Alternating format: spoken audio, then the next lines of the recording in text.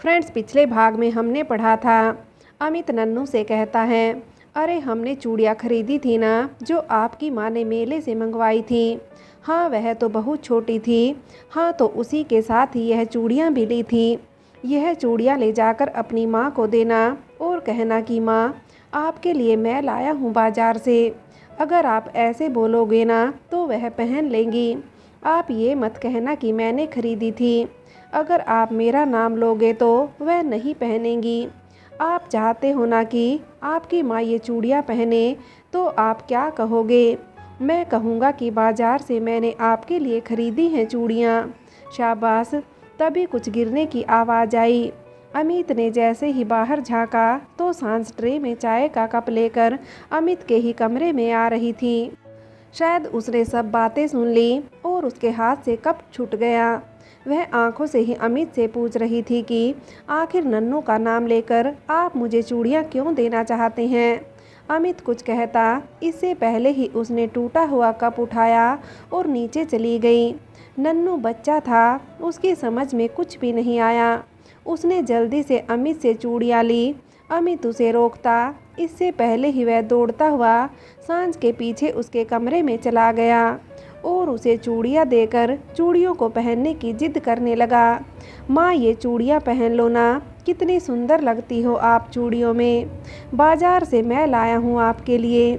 माँ पहनो ना, माँ पहनो ना। जब नन्नू बहुत जिद करने लगा तो सांझ ने एक चाटा उसके गाल पर लगाते हुए नन्नू को कमरे से बाहर निकाल दिया। नन्नू रोता हुआ दादी के पास पहुंचा और उसने सब कुछ बताया। दादी, देखो ना, मैं कितनी सुंदर चूड़ियाँ लाया हूँ माँ के लिए, वह पहनती ही नहीं। और जब मैंने उनसे कहा तो मुझे मारा है माँ ने। कौशल्या समझ गई थी कि यह कहना तो सांझ की दुखती रग पर हाथ रखना है। वह अच्छी तरह से जानती थी कि सांझ को चूड़ियों का सबसे ज़्यादा शौक था और भगवान ने उसी से वंचित कर दिया है। पर नन्नू को यह सब कैसे समझाती? तो प्यार से उसे गोदी में बिठाते हुए चुप कराया और फिर तसल्ली दी कि चलो, इस बात के लिए सांझ को डांट लगाएंगी। नन्नू को गोद में उठाते हुए सांझ के कमरे में गई और झूठ मूठ को डांटने लगी। सांझ, जब नन्नू तुम्हारे लिए इतनी सुंदर चूड़ियाँ लाया है तो क्यों नहीं पहनती? पहनो सांझ। निगाहें उठाकर चुपचाप माँ को देखी ही जा रही थी। उसकी आंखें आंसुओं से भीग चुकी थी। थोड़ी देर बाद जब नन्नू कमरे से चला गया तो कौशल्या ने प्यार से उसके सिर पर हाथ फेरते हुए कहा, बेटा, वह 5 साल का बच्चा क्या समझे कि समाज के क्या रीति रिवाज हैं। तू चूड़ियाँ क्यों नहीं पहन रही? अरे बच्चे का मन रखने के लिए ही सही, पहन ले चूड़ियाँ, तेरा क्या चला जाएगा। माँ, सब कुछ जानते हुए भी आप कैसे ये सब कह रही हैं? आपको पता है वह चूड़ियाँ मेरे लिए अमित जी लाए थे क्या? हाँ माँ, मैंने खुद सुना है। बेटा, तो क्या हुआ? आखिर अमित आजकल का लड़का है, उसे भी इतनी समझ कहाँ होगी कि पति के जाने के बाद तू रंगीन चूड़ियाँ भी नहीं पहन सकती। जमाना बदल चुका है। अगर नन्नू ने कहा होगा तो उसने ले ली होंगी चूड़ियाँ। क्या हो गया इसमें? अगर तू ये चूड़ियाँ पहन लेगी तो मुझे अच्छा लगेगा।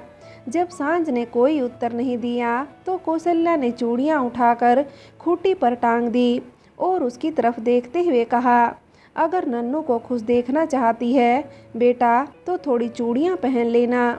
दूसरे दिन माता पूजन हुआ। सांझ ने कन्याओं को चूड़ियाँ पहनाई, खाना खिलाया, उनका पूजन किया, पर खुद चूड़ियाँ नहीं पहनी।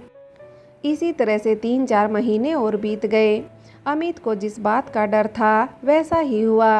अब सांझ ने अमित के साथ कहीं भी आना जाना या बोलना बिल्कुल कम कर दिया था। पर नंदू तो जैसे अमित की जान था। अब उन दोनों में इतना प्रेम हो गया कि एक दूसरे के बिना खुद को अधूरा समझते थे। बस ऐसे ही दिन कटते जा रहे थे। कहने को तो सब कुछ सही चल रहा था। हाँ, सांझ के मन की जो उदासी थी वो इतनी जल्दी कहाँ दूर होने वाली थी। उसके लिए तो उसे खुद ही कोशिश करनी पड़ती। इस बार नन्नू के एग्ज़ाम हो चुके थे और स्कूल की छुट्टियां शुरू हो गई थी। नन्नू दिन भर घर में ही खेलता। सांझ नंदू को ज़्यादा से ज़्यादा समय देने लगी थी क्योंकि 24 घंटे उसके साथ ही रहती। उसके साथ खेलना, खाना, टीवी देखना, इन्हीं सभी में खुद को व्यस्त करना चाहती थी। आज सुबह सभी कामों से फ्री होकर नन्नू के साथ छत पर कपड़े धोने चली गई। माँ बाबूजी खाना खा चुके थे। अमित भी टिफिन लेकर ऑफिस जा चुका था। सांझ कपड़े धो रही थी और नन्नू अपनी चाबी वाली कार से छत पर खेल रहा था। सांझ कपड़े धोने में व्यस्त थी। तभी एक जोरदार आवाज़ के साथ नन्नू की चीख उसे सुनाई दी। सांझ ने जैसे ही नन्नू की चीख सुनी, कपड़े छोड़कर बेहताशा नन्नू की तरफ दौड़ी। जब देखा तो नन्नू से भी तेज चीख सांझ के मुंह से निकली। नन्नू की कार सीढ़ियों से लुढ़कते हुए सीधी आंगन के बीचों बीच पड़ी थी।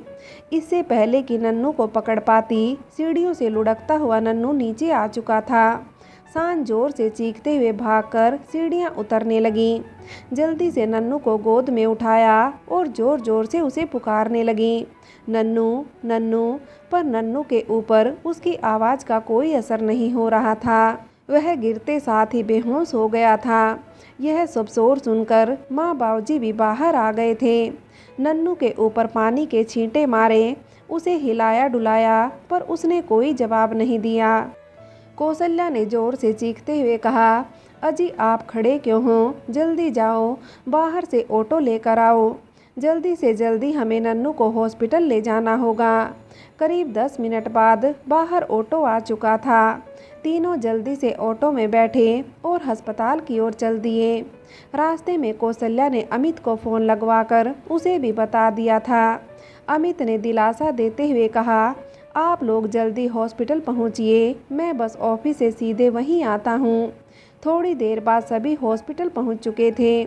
अमित ऑफिस से सीधा हॉस्पिटल आ गया था। डॉक्टर चेकअप करते हुए बोले, इमरजेंसी है, जल्दी से जल्दी बच्चे को शहर ले जाना होगा, क्योंकि हमें बच्चे का MRI करवाना पड़ेगा, जो यहाँ पर सुविधा नहीं है। जितनी जल्दी हो सके आप सब लोग बच्चे को शहर ले जाइए। अगर आप कहे तो जाने की सारी व्यवस्था हॉस्पिटल से ही हो जाएगी। माँ बाबूजी बुरी तरह घबरा रहे थे और सांझ, वह तो जैसे अपनी सुध बुध खो बैठी थी। कहाँ वह खुद को संभालने की कोशिश कर रही थी और उसके बाद भगवान ने फिर इतना बड़ा अन्याय उसके साथ कर दिया। अमित ने आगे आते हुए डॉक्टर से जल्द सारी व्यवस्था करने के लिए कहा। आधे घंटे बाद ही एम्बुलेंस में बैठकर सभी शहर आ चुके थे। यहाँ के बड़े हॉस्पिटल में नन्नू का इलाज शुरू हो गया। इंजेक्शन लगे, ड्रिप चढ़ाई गई, MRI हुआ।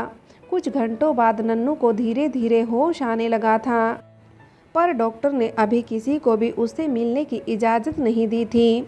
ICU में सिर्फ नर्सेज और डॉक्टर की निगरानी में ही था। सभी की रात वार्ड के बाहर बैठकर ही कट गई। अमित ने हौसला रखते हुए पूरी रात माँ बाबूजी और सांझ का ख्याल रखा था। कभी उन्हें पानी देता, कभी चाय बिस्कुट खाने के लिए ले आता। ज़्यादा ना सही, पर 1-2 बिस्कुट चाय के साथ उसने ज़बरदस्ती सबको खिलाए थे और समझाया था कि अगर आप सब लोग इस तरह से टूट जाएंगे तो नन्नू का ध्यान हम कैसे रख पाएंगे। सुबह के 10 बज चुके थे। नन्नू के सारे टेस्ट की रिपोर्ट आ चुकी थी। अमित ने रिपोर्ट ले जाकर जल्दी से डॉक्टर को दिखाए और उत्सुक होकर डॉक्टर के चेहरे की तरफ देखने लगा। डॉक्टर ने एक एक करके अच्छी तरह से देखा समझा। लगभग 10 मिनट रिपोर्ट देखने के बाद डॉक्टर के चेहरे पर एक निश्चिंतता साफ दिखाई दी। जब अमित ने रिपोर्ट्स के बारे में डॉक्टर से पूछा तो उन्होंने अमित की तरफ देखते हुए कहा, MRI reports it's fine mister Amit, अब बच्चे के लिए ज़्यादा चिंता करने की ज़रूरत नहीं है। मुझे सबसे ज़्यादा डर इसी बात का था कि कहीं उसके दिमाग में कोई अंदरूनी चोट ना आई हो। भगवान ना करे, अगर ऐसा होता तो बहुत सारे प्रॉब्लम क्रिएट हो सकते थे। अमित ने खुशी से डॉक्टर से पूछा, हमारा नन्नू बिल्कुल सही है क्या? हम उसे घर ले जा सकते हैं?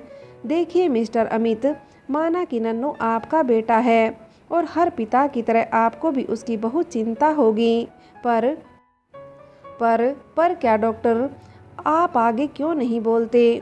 मिस्टर अमित, कोई बहुत बड़ी चिंता की बात नहीं है। बस नन्नू के हाथ में हल्का सा फ्रैक्चर है तो हमें प्लास्टर चढ़ाना पड़ेगा, और अगर इस हालत में उसे घर ले जाते हैं तो वह छोटा बच्चा है, अगर चलेगा, उठेगा, बैठेगा तो हो सकता है आगे कोई प्रॉब्लम क्रिएट हो। मैं चाहता हूँ प्लास्टर चढ़ाकर कम से कम 5-6 दिन के लिए उसको हॉस्पिटल में रखा जाए। अगर सही निकला तो हम फिर उसे पक्का करेंगे और उसके बाद आप उसे घर ले जा सकते हैं। हाँ, जब 15 दिन बाद प्लास्टर कटेगा तो आप इसे वापस ले आना 1 दिन के लिए। जी डॉक्टर, मुझे कोई परेशानी नहीं है, आप जैसा कहेंगे बिल्कुल वैसा ही होगा। गुड मिस्टर अमित, मैंने नन्नू के ट्रीटमेंट के कुछ पेपर रेडी किए हैं, आप इन पर साइन कर दीजिए। अमित को साइन करने में थोड़ी हिचकिचाहट होती है और डॉक्टर की तरफ देखने लगता है। क्या हुआ मिस्टर अमित, आप इतना क्यों सोच रहे हैं? यह तो नॉर्मल से पेपर हैं। डॉक्टर, ऐसी कोई बात नहीं है, पर मैं नन्नू का फादर नहीं हूँ, ही इज़ एक्सपायर्ड। पर आप चिंता मत कीजिए, उसके बाबा, दादी और उसकी माँ उसके साथ हैं। आप पेपर दीजिए, मैं अभी साइन करवा कर लाता हूँ। It's okay mister Amit, but as a guardian आप भी इन पेपर पर साइन कर सकते हैं, फिर भी आपको जो ठीक लगे। अगर डॉक्टर ऐसी बात है तो मैं ही साइन कर देता हूँ। अमित ने पेपर साइन करके डॉक्टर की तरफ बढ़ाते हुए कहा, थैंक्स डॉक्टर। ओ मिस्टर अमित, थैंक्स किस लिए? जी डॉक्टर, आपने इतनी अच्छी तरह से चेकअप किया और भगवान की कृपा से उसको कोई सीरियस चोट नहीं लगी है, तो बस डॉक्टर भी भगवान ही होता है, इसलिए आपको थैंक्स बोल रहा हूँ। Most welcome. अमित डॉक्टर के कैबिन से बाहर निकलकर सीधा नन्नू के पास आईसीयू में मिलने चला जाता है। वैसे नन्नू को आईसीयू की अब ज़रूरत नहीं थी, बस एक प्राइवेट रूम देख रहे थे जिसमें 7 दिनों के लिए उसको शिफ्ट कर सकें। माँ, बाबूजी और सांझ उसके पास ही खड़े हुए थे, पर जैसे ही नन्नू ने अमित को देखा तो उसकी खुशी का ठिकाना नहीं रहा। अमित ने उसके ऊपर झुकते हुए उसके माथे पर हाथ फेरा और अपने गले से लगा लिया और अपना गम छुपाते हुए नन्नू को बहलाने की कोशिश करने लगा। और मिस्टर छोटू, कैसे हैं आप? मैं ठीक हूँ अंकल, पर मेरे हाथ में बहुत दर्द हो रहा है, बस इतना सा दर्द। हमारे शेर को कहीं दर्द होता है? दर्द तो चूहे को होता है। अच्छा बताओ, आप शेर हो या चूहे? मैं शेर हूँ, नन्नू ने बुलंद आवाज़ करते हुए कहा। तभी नर्स आती है और इन लोगों से रूम शिफ्ट करने के लिए कहती है, मैडम, रूम नंबर 10 में आपको बेड अलाउड हो गया है, आप वहाँ शिफ्ट हो सकते हैं। ओके, थैंक यू, अमित ने नर्स की तरफ देखते हुए कहा और नन्नू को गोदी में उठाकर सारा सामान वहाँ लाने के लिए बोला। रूम में सारी सेटिंग की जा चुकी थी, नन्नू के हाथ में प्लास्टर भी लगा दिया गया था। रूम में नन्नू के बेड के साथ एक सिंगल बेड था, तो ऐसे में माँ बाबूजी के रुकने में परेशानी आ सकती थी। हाँ, पर सांझ का रुकना यहाँ ज़रूरी था। अमित तो कैसे भी हॉल में अपनी रात काट सकता था, पर माँ बाबूजी काफ़ी थक चुके थे, तो अमित ने उनसे सागढ़ जाने के लिए बोल दिया था। वह स्थिति को अच्छी तरह से समझ रहे थे और नन्नू भी ठीक था, तो मैं खुद जाकर उन्हें सागढ़ की बस में बिठाकर आ चुका था। नन्नू से बात करते हुए रात के 10 बज गए थे, पर उसका ज़्यादा देर जागना ठीक नहीं था, तो उसको दवाई खिलाकर सुलाया। अमित ने सांझ से भी आराम करने के लिए बोला और खुद जैसे ही बाहर जाने लगा तो उसने देखा तो सांझ के चेहरे पर अजीब सी उदासी और डर था। चूँकि नन्नू अभी अभी सोया था, तो उसने धीरे से सांझ के पास बैठते हुए उसे समझाया, सांझ जी, आपको चिंता करने की कोई ज़रूरत नहीं है, इतना क्यों सोच रही हैं? अरे सब कुछ अच्छा ही होगा। अगर हमारे नन्नू को कोई भीतरी चोट नहीं है तो यह अच्छा है, और प्लास्टर का क्या, वह तो 6-7 दिन में कट जाएगा। नहीं अमित जी, मैं नन्नू की चिंता नहीं कर रही हूँ, आपके होते हुए भला मुझे उसकी चिंता करने की क्या ज़रूरत है। जितना आप नन्नू के लिए कर रहे हैं उतना तो शायद मैं भी नहीं कर पाती। सांझ बहुत मुश्किल से इतना बोल पाई थी। उसके बाद नजरें झुकाते हुए चुप हो गई। सांझ ने उसे इतना हक ही कहाँ दिया था कि अमित उससे कुछ और बोल पाता। जाते जाते बस इतना ही कहा, सांझ आप सो जाइए, मैं कमरे के बाहर ही लेटा हूँ। जब भी कोई ज़रूरत हो मुझे आवाज़ दे दीजिएगा। हाँ में सिर हिलाते हुए अमित को जवाब दिया। जी। इसी तरह पूरे तन मन धन से अमित ने नन्नू की देखभाल की। 1-2 दिन बाद अमित ऑफिस भी हो आता था। माँ बाबूजी हॉस्पिटल में रुक जाते थे। ऐसे मिलजुल के 8 दिन कब निकल गए पता ही नहीं चला। नन्नू का प्लास्टर कट गया था और 10 दिन के लिए पक्का प्लास्टर चढ़ा दिया गया था। हॉस्पिटल से डिस्चार्ज होकर सभी घर वापस आ चुके थे। नन्नू की दवाई, खाना पीना, हॉस्पिटल का बिल अमित ने सब कुछ खुद ही किया था। सांझ और माँ बाबूजी यह जानते हुए भी कि हॉस्पिटल का बिल 35-40 हज़ार के आसपास है, अमित को ही देने दिया, क्योंकि वह जानते थे कि इस समय वह कैसे भी यह बिल नहीं चुका पाएंगे। घर पर भी 15 दिन बीत चुके थे। जब नन्नू का एक्सरे करवाया तो कंडीशन बिल्कुल सही थी। अमित और सांझ नन्नू को लेकर शहर गए और उसका प्लास्टर भी कट चुका था। अब नन्नू बिल्कुल पहले की तरह चुलबुला, नटखट और स्वस्थ हो चुका था।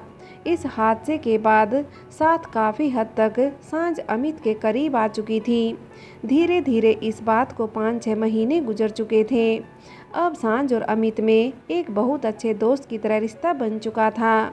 अमित माँ बाबूजी से पूछकर सांझ को कभी बाजार ले जाता तो कभी नन्नू और सांझ के साथ पार्क में खिलाने के लिए ले जाता। कभी वे दोनों बच्चों की कोई मूवी देखने चले जाते जिसे नन्नू का मन बहल जाए। सागड़ कितना भी अच्छा हो पर था तो आखिर एक छोटा सा कस्बा ही। अभी भी कुछ लोगों की सोच ऊंची नहीं थी। यहाँ तक कि लोग सांझ और अमित को लेकर तरह तरह की बातें भी बनाने लगे थे और किसी ना किसी तरह यह बातें कभी सांझ तो कभी माँ और बाबूजी और अमित के पास पहुँच ही जाती थी। पर सांझ अपनी ज़िंदगी में बहुत आगे बढ़ चुकी थी और उसने सोच लिया था कि ज़माना कुछ भी कहे पर वो जानती है कि अमित जी दिल के कितने साफ़ हैं और उन्होंने नन्नू के लिए कितना कुछ किया है। सचमुच नन्नू को बहुत प्यार करते थे। इसलिए धीरे धीरे सांझ ने लोगों की परवाह करना छोड़ दिया था। उसे अच्छी तरह से समझ में आ चुका था कि जब उसे किसी की सहायता की, किसी की हमदर्दी की और किसी सहारे की ज़रूरत थी, तब इस समाज में से किसी ने भी आगे बढ़कर उसका साथ नहीं दिया। नन्नू के एक्सीडेंट के टाइम भी माँ बाबूजी ने कितने लोगों से पैसे के लिए मदद मांगी थी। वो जानते थे कि अमित उनकी मदद करेगा ही, पर फिर भी उन्हें अंदर से आत्मग्लानि हो रही थी और वह चाहते थे थोड़ी ही सही पर हॉस्पिटल में कुछ तो सहयोग कर पाएं, पर ऐसा नहीं हुआ। तब किसी को छोटे से बच्चे पर और सांझ पर दया नहीं आई तो फिर इस समाज के लिए वह क्यों लोगों की परवाह करे। वह अच्छी तरह से जानती थी कि माँ बाबूजी का मन अमित और सांझ के लिए बिल्कुल साफ है। सब कुछ अच्छा चल रहा था। बस 1 महीने बाद दीपावली आने वाली थी तो घर की साफ सफाई में सब लोग हाथ बटा रहे थे।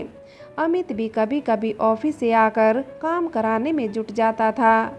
सांझ जल्दी जल्दी सफाई करने में व्यस्त थी क्योंकि वह चाहती थी कि नव दुर्गे आने से पहले ही वह सारे घर की साफ सफाई अच्छी तरह से कर ले, जिससे 9 दिन पूरी तन्मयता से माँ भगवती की पूजा अर्चना कर सके। अमित के सामने दूसरी बार नव दुर्गे आ रही थी और पहले की तरह इस बार भी नव दुर्गे की खरीदारी के लिए बाजार जाना था। जैसे ही नन्नू और अमित बाजार जाने लगे, सांझ ने धीरे से अमित को रोकते हुए कहा, अमित जी अगर आप कहें तो मैं भी आपके साथ बाजार चलूं। सांझ जी ये भी कोई पूछने की बात है, इससे अच्छा क्या होगा। आप खरीदारी करना और मैं और नन्नू मस्ती करेंगे। तीनों बाजार जाकर खरीदारी करने लगे। सांझ ने फिर कन्याओं के लिए चूड़ियाँ ली, फूल माला, कपूर, अगरबत्ती सब सामान खरीदकर जब जाने लगे, उसने देखा कि ठीक वैसे ही लाल चूड़ियाँ अमित के हाथ में थी जो वह पहले लेकर आया था। सांझ की नज़र से बचते हुए अमित उसी दुकान पर देख रहा था, पर सांझ में अनदेखा करते हुए अमित को आवाज़ दी, अमित जी चलिए, कुछ और भी रह गया है क्या? जी नहीं, और कुछ नहीं। तीनों घर आ जाते हैं। 8 दिन तक सांझ ने खूब मन लगाकर माँ दुर्गा की पूजा अर्चना, हवन पूजन किया और नवमी पूजन कर कन्याओं को भोजन के लिए आमंत्रित किया। कन्याओं का भोजन बन चुका था। कन्याएं आ चुकी थीं। कौशल्या ने बैठक से ही आवाज़ लगाई, सांझ बेटा, कन्याओं की थालियाँ लगाकर लाओ। अमित और नन्नू भी कन्या को भोजन खिलाने के लिए पूरी तरह से तैयार थे। सब मिलजुल कर काम कर रहे थे। सांझ जब अंदर से थालियाँ लेकर आई तो अमित ने देखा कि सांझ ने अपने दोनों हाथों में भर भर के वही लाल चूड़ियाँ पहनी हैं जो पिछले नवदुर्गा पर वह सांझ के लिए लाया था। वह सांझ को एकटक देखता ही रह गया। फ्रेंड्स, आगे की कहानी के लिए कहानी का अगला भाग देखें।